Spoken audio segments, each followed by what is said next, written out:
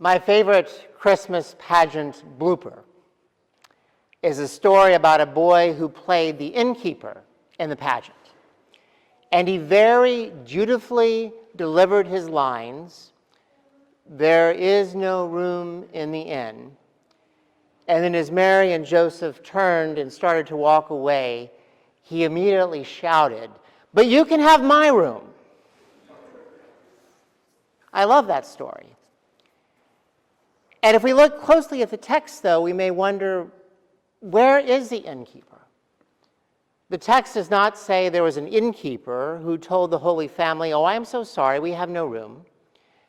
It simply says they laid the baby in the manger because there was no room for them in the inn.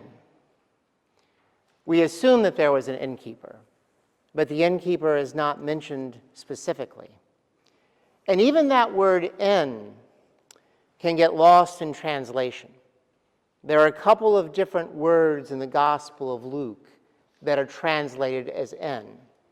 And one of them does mean something like a hotel, like in the story of the Good Samaritan, where there was an injured man, and the Samaritan, even though he was a natural enemy with a Jewish man, took the injured man, took him to a hotel, and told the hotel keeper, "I will pay all of the expenses."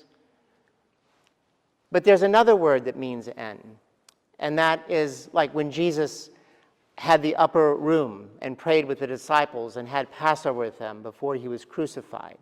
He said, "I need to prepare an upper room." That word is also translated inn. So inn could be a hotel or it could be a guest room. And guess which word is used in Luke 2? It's the word for guest room. And some modern translations, like the Common English Bible, even say they laid the baby in the manger because there was no room in the guest room. And I suspect that there are some people who don't like that translation for that very reason. It removes the innkeeper from the story.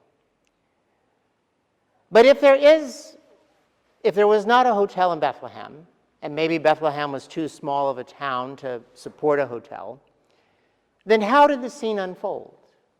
We might imagine the Holy Family going up to the house.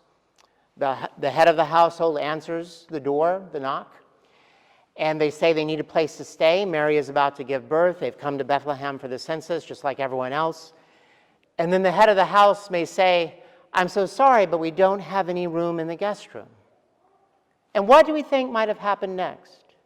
And remember that in this day and age, in this culture, there is a very strong premium put on hospitality. Even if there is no room in the guest room, how do we think the head of the household will respond? Will he turn away a family where the wife is about to give birth at any moment? I don't think so. I think that the head of the household looked at Mary and Joseph, threw his arms open wide and said, "You can have my room." And I imagine him inviting the Holy Family into the main room in the house. And then after the baby was born, the warmest place to put the baby was in the manger. And again, don't think of some small Vermont town where you have a big farmhouse and a separate barn to the side. The manger would have been part of the main structure of the house, perhaps underneath, in the basement, where the animals were. And the warmest spot for the baby would have been in the manger. And so that little boy with the Christmas pageant blooper, he might have been right all along. The innkeeper, the head of the house, was the one who said, "But you can have my room." Now, some of you may be delighted in this possible interpretation. Others of you are thinking that I utterly ruined the Christmas story. And which interpretation is correct? To me, whichever interpretation helps us to increase our hospitality is the one that I hope we embrace. The interpretation that helps us to take risks in showing hospitality.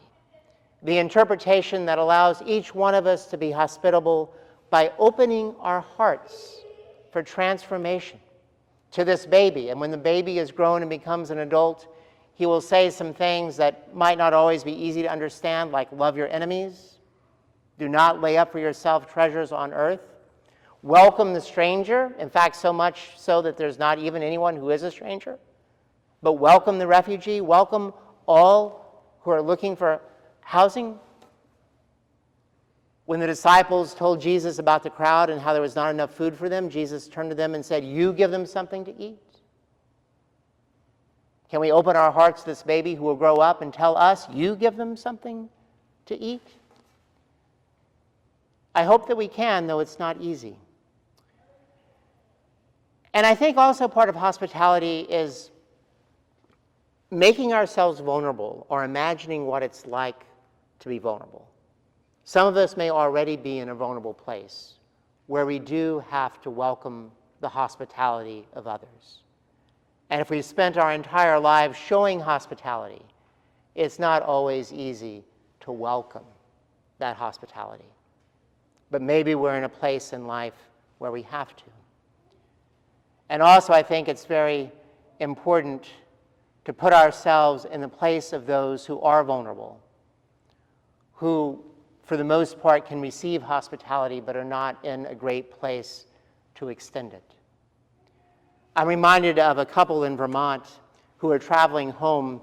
Their flight arrived at Burlington and they had to travel an hour and a half to the Northeast Kingdom of Vermont, where Emma and I used to live. And there was a snowstorm. Visibility was getting worse and worse, and so they pulled over. They knocked on the door of a house. They asked if they could stay until the storm passed, and they were told no. And that story flabbergasts me to this day. Like, who would turn someone away in the midst of a terrible storm?